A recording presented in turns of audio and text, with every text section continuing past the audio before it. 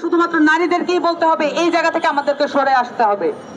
আমাদেরকে অবশ্যই দেখতে হবে আমাদের পুরুষ সহযোদ্ধারা এবং আমাদেরকে সহ নাগরিক যারা আছেন পুরুষ, তাদের জায়গা থেকে আমাদেরকে দেখতে পারতে হবে তারা কি ধরনের উদ্যোগ গ্রহণ করেন, এবং সেই সাথে রাষ্ট্রীয় কাঠামোর জায়গা থেকে আমাদেরকে সজাগ এবং সচেষ্ট থাকতে হবে যাতে এই কাঠামো আমাদের সাথে প্রতারণামূলক আর কোনো আচরণ করতে না পারে। এবং সেই সাথে আমরা আমাদের এই রাষ্ট্র পুনর্গঠনের যে স্বপ্ন দেখতে চাচ্ছি, সেই সাথে এইখানে যে রাজনৈতিক জায়গাগুলো আছে নারীদেরকে এখানে নেতৃত্ব হিসেবে উঠে আসার জন্য, ঘুরে দাঁড়ানোর জন্য যে জায়গাগুলো করে দেওয়া প্রয়োজন, সেটার পুরো উল্টো দিকে পুরো রাজনৈতিক কাঠামো চলছে, পুরো রাজনৈতিক সিস্টেম এটার উল্টো দিকে চলছে। আমাদের নারী নেতৃত্ব তৈরি করার জন্য সংরক্ষিত আসন কোনো ধরনের ভূমিকা রাখবে না।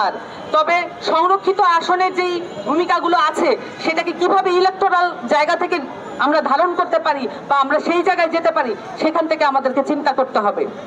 এবং সর্বোপরি আমাদের রাজনৈতিক, সামাজিক এবং রাষ্ট্রীয় জায়গা থেকে নারীদের নিরাপত্তা, নারীদের সুযোগ এবং নারীদের নেতৃত্ব তৈরি করার জন্য যেই পদক্ষেপ নেওয়া প্রয়োজন আশু গতিতে সেই পদক্ষেপ নেওয়ার জন্য উদ্যোগী হতে হবে।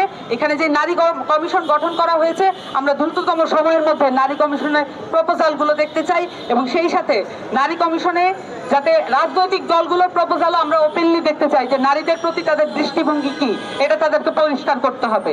কাজ করা যাবে সামনের বাংলাদেশে, শুধু আসিয়াই নয়, এর আগে তনু, নুসরাত থেকে শুরু করে যতজন, বেগমগঞ্জের সেই গৃহিণীর কথা আমার মনে পড়ে আজকে এখানে দাঁড়িয়ে, যারা যখন সহিংসতার শিকার হয়েছেন এই সমাজে, এনসিপি ভবিষ্যতে তাদের সকলের বিচারের জন্য দাবি রাখবে।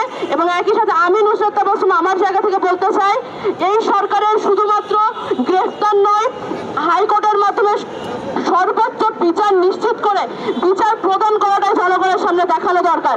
যতক্ষণ না অন্য অপরাধ মানসিকতার মানুষজন আরেকটি অপরাধী শাস্তি হতে দেখবে, ততক্ষণ পর্যন্ত তারা লাই পেতেই থাকবে। তারা ভাববে গ্রেফতারি তো শুধু হবে, তারপরে তো জামিন নিয়ে বের হয়ে আসবো, এর বেশি কি বা হবে। অপরাধ কমানোর জন্য অপরাধের বিচার নিশ্চিত হওয়াটা এই সমাজে খুবই জরুরি। আজকে আমি এখান থেকে জানাতে চাই, আগামীর বাংলাদেশের নারীর নিরাপত্তা নিশ্চিত করাই হবে আমাদের অন্যতম মূল লক্ষ্য। নিউ ইয়র্ক থেকে সম্প্রচারিত TVN 24 টেলিভিশন, বিশ্বজুড়ে বাঙালির কণ্ঠস্বর।